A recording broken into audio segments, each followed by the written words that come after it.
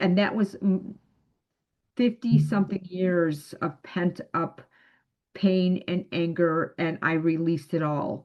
And after that, I just felt so at peace.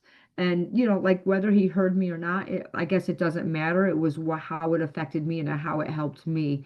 And that was probably, it's not that you don't give forgiveness, or it's not about forgiveness, it's about understanding. And then it's about being at peace with how you're feeling. And, and that's really where it's at. Like, I don't know. Not that you have to forgive people for yourself. It's coming to terms with whatever it is that happened and knowing that they didn't break you. So whether you call that forgiving someone or you call it just stepping away from that person and finding your own peace, it's however you want to label it. But it's so important to let it go and not hold on to it.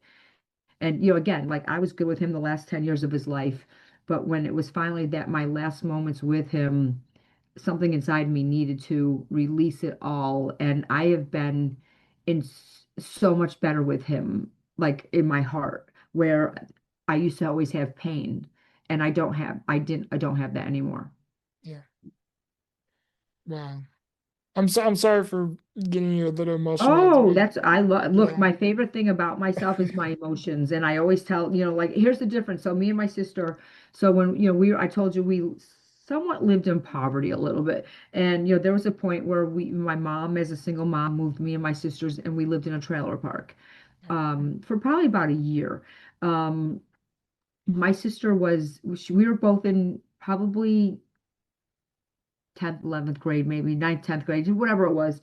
Um, and I remember my sister was humiliated, and I was just like happy that we had a place to live. And years later, me and my sister met up, and we went to a place, and we're like, let's just have a drink. We're going to spend the weekend together. And I was talking to her, and she was saying, what is it that you like about yourself, and blah blah blah. And I said, one of my favorite things about myself is my emotions. I love that I can cry. I love that I can like express how I feel. And I said, even living in that trailer park, I feel having that experience and maybe the humiliation a little bit, but it makes me feel for other people that live in trailer parks or even less than trailer parks because they financially don't have it. And now I know what that feels like.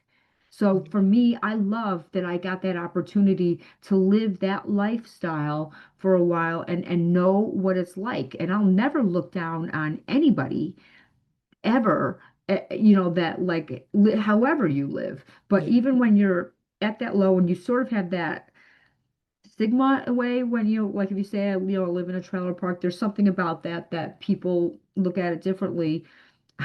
I know what it feels like, and I'll never look down at it. And my sister was like, "Are you kidding me? I hate that. I hate that we live like that. That was the worst thing ever." And blah blah blah blah blah. And I was just like, it's amazing that the two of us took away two totally different things. She hated it, regretted it. She's so angry that we had to live like that. And to me, I'm like, thank God we did, because now I will never. I know what it feels like to be in that type lifestyle. Yeah. So I forgot what the question was. No, yeah, it's perfect.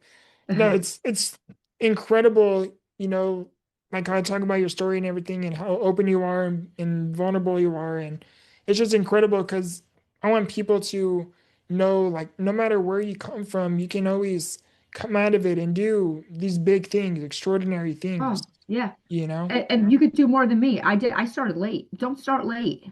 Like get your shit together now. Figure it out. And like don't start when you're 50. Because man, if I had started when I was 30, I can't even imagine where I'd be right now.